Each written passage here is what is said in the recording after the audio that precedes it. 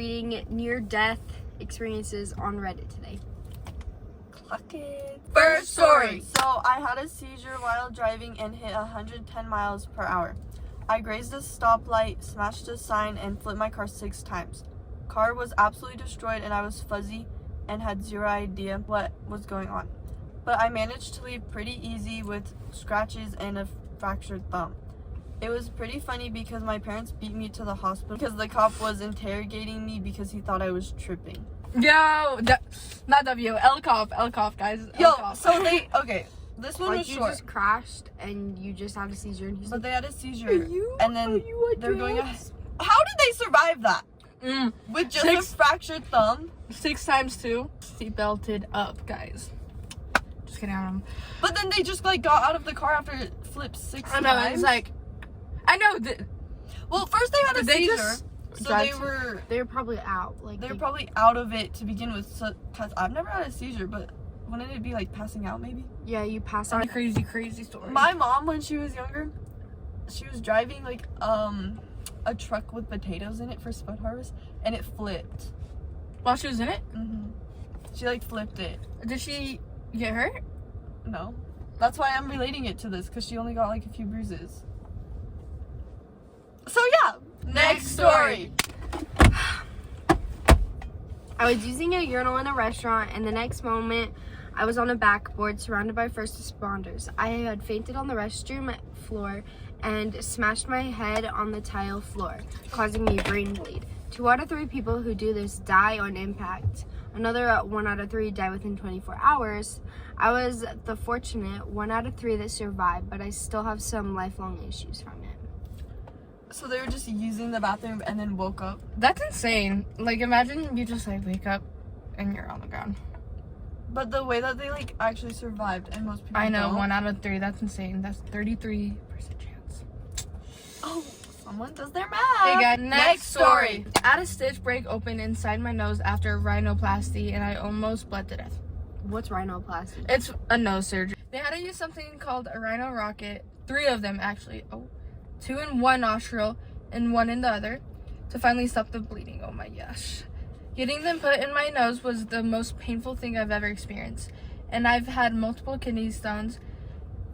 Oh my gosh. It made them seem like a walk in the park in comparison. It was a blinding pain that made me immediately throw up and then pass out. I don't remember them putting in the other 2. I woke up in the ICU and stayed for 5 days. They had to leave the rhino rockets in for 2 weeks, and I could only breathe through my mouth. The roof of my mouth dried out and became so raw that I needed high-dose narcotic pain meds to control the pain. Do not recommend. No. I feel like there's nothing like she could have done to prevent it. Yeah, That's scary though. that is scary. Getting something shoved up your nose. And she was awake for it. COVID test, basically. Oh my gosh, I did not miss those. Those would itch my brain. I never had one. Really? They only like had go one. all the way up to my brain. Oh, I feel like they're like way up. Ew! I did hate, not miss those. Like they Ew. shove like the whole long Q-tip up your nose. Yeah, it's like this big. Ew! Ah! Next story. I almost just choked on a Dorito. She almost choked on a Dorito, and we're reading about someone almost choking to death. This story is really short, just saying. But I nearly choked to death on a steak. Took me a long time to have one again. Also made me realize to cut your food in smaller pieces.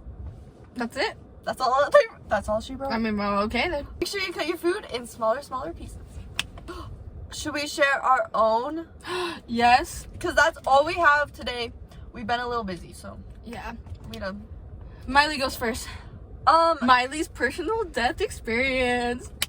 So mine kind of goes with the story we just read. Because when I was like 8 or 9, I was sitting on the couch and I was stuffing my face with Hershey Kisses, and then one just like, and I don't even know why I thought of this, but I jumped up and I ran outside, and luckily my grandpa, my dad, and my older brother were standing outside, and my brother started screaming and he's like, Miley's choking, and he started like bawling his eyes out, and then my grandpa was just there and he was like leaning against the truck like this. And he didn't do anything, but my dad gave me the Heimlich, and then, yeah. They just come. I don't know. Oh. I don't know if, like, I just swallowed it or, like, I spit up. I don't know. Hershey freaking Kisses. Do you eat them anymore? Yeah. Yeah. I didn't eat one for like a while though. Peyton's personal story. When I was about 6 years old, we went out of town for like this like trip thing we were doing, and we got a hotel, whatever. It was me and my older sister at the time. I don't know where my other siblings were. Not important. But so I remember like right before the trip, I got like measured how tall he was, and it was exactly 4 feet.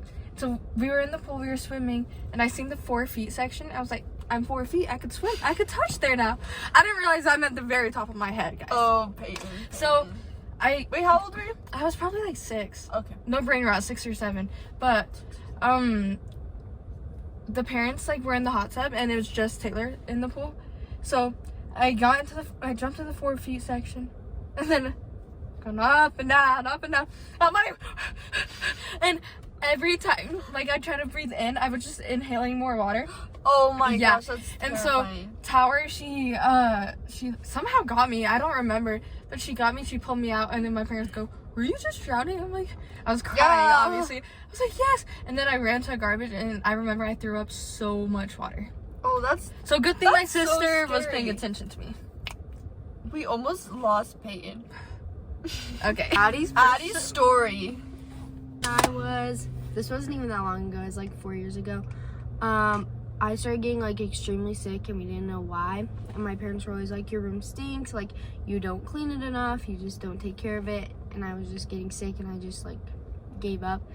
And till one day, our canal was overflowing, and I realized that there's water seeping in my room. And so my parents went and checked, and then they figured out that my room was flooding. So then they decided to take down the wall. So my dad took out a big jackhammer and broke it down. And the walls and the flooring was covered in black mold, and I was slowly inhaling it and like Oh my gosh. killing myself with it. And Oh my so gosh. then we sued the company that was putting water in our ditch, and they paid us a bunch of money, and we redid my room, and then I started getting better. Wait, when was this? Yeah. 4 years ago. I'm surprised I haven't heard about this. What? Dang. That's crazy. So, Be careful, guys. be safe. Be cautious. Be cautious. Chew your food. Chew your food. Smaller Don't go in the pieces. pool if I was you're- just about to say that. If in you the- can't swim, don't go in the pool. And make sure no canal water is leaking in your room. Make sure no canal water is leaking in your room. Bye.